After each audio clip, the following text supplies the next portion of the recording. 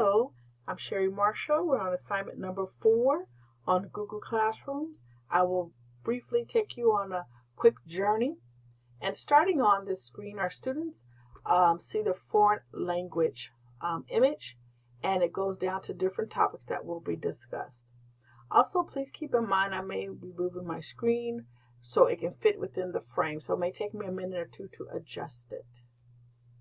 When I go to classwork, under here we have all the different topics, and welcome and check-in is very important, as we may have students that are coming from the remote learning from the COVID-19, and so it's very important that the transition is eased in, and it's really also connecting them back gracefully. In doing that, the reflection is learning. We also do a reflection in the classroom for their work, but this first reflection is on them. And I want them to see how important it is to reflect, as they reflecting sometimes all throughout the day, but just now not in a structured manner. So it's a 1-minute video on learning on reflection and just information on just welcoming back with a soft touch. Also here we have about me as the address to the parents as well as to the students, and then the hours of availability. Moving on to the assignment. On the assignment, we're going to use a hyperdoc, and it's like in conjunction with the flipped classroom, but this time we're going to take it also from the life of a deaf student, and we're getting more into the culture and from their perspective. So this assignment will be at least about 2 weeks long, and they have different embedded links. Their connection is dealing with Rise Up video, which is pretty good, nice one, and also their feelings on that video. And then another video on different and their feelings about that. And then they're going to do a collaborative on Martha's Vineyard. They're going to read an article and do some self-identification, and also with the Venn diagram, comparing their feelings with a deaf person's feelings and seeing what they have in common. And then there was also what they read on the article. They may have some words they didn't understand, so we were going to have them circle those words. And then those same words were placed in the vocabulary practice and spelling bee. It's going into 3 different areas to help them understand that vocabulary. And also we have this on the PDF and Word doc for the link to go into more exposure of it.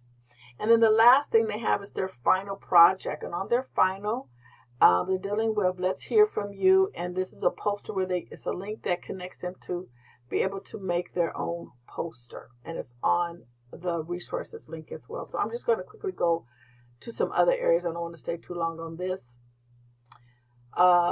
Frequently asked questions. But I thought also a lot of times parents have frequently asked questions. So we do have our frequently asked questions. Also, we have that link. In addition to that, we also have a link for the parents to have frequently asked questions. I thought that may be also important, because a lot of times they have questions. I mean, they may not know exactly what to ask. So we help them to formulate some other questions. Oftentimes when you see questions asked, then it helps you to brainstorm additional questions. But this is just to help the parents, so we all have a working relationship. In addition to that, we have our collaborative links, and having our collaborative website links, we have 4 different ones, and we've added also the Google slide, which is also in the, I think it's in the hyperdocs of their feelings, maybe. Also, we have Padlet. Padlet is in the hyperdocs as well, because there's a collaborative piece when they're talking about Martha's Vineyard. For homework, they also still doing collaborative docs on their Google Maps. On their Google Maps, they have to locate where Martha's Vineyard was in location, and then also to where they live. And that could be like a homework assignment, and they may not know. They can ask their parents. We have some assessments, and all the assessment with the culture poster that they're going to do. We have the assessment so they can go ahead and assess how and what is needed on proficient, non-proficient, novice, and they can look over the rubric for themselves.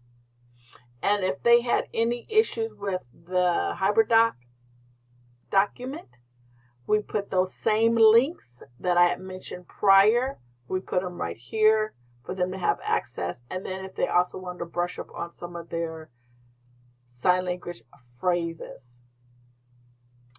Also, would like to quickly show the calendar. In showing the calendar, let me go back to the month of June. My face is on this part, but we have textbook turn-in the last day of school on the 26th, textbook turn-in on the 25th. We have that poster culture project that I was speaking of. We have the homework assignment. We stopped this flip classroom on the 15th because it's about a 2-week project because it's like 4 or 5 different assignments within that HyperDoc project. And a few of them were collaborative. So we have a makeup work. So we have a few things going on our calendar to help students remember what's going on. And pretty much that's it. Oh, we did have one good question. Also, let me go back to the welcome check. The check-in, we have 7 questions as well for the students because sometimes the students don't even know what they should be asking. So sometimes we help them to prompt 7 questions to check in on your student during school culture closure due to the COVID-19. So we have for the students as well as for the teachers. So a great just interactive piece to get things back started, and I think that'll be it. Thank you.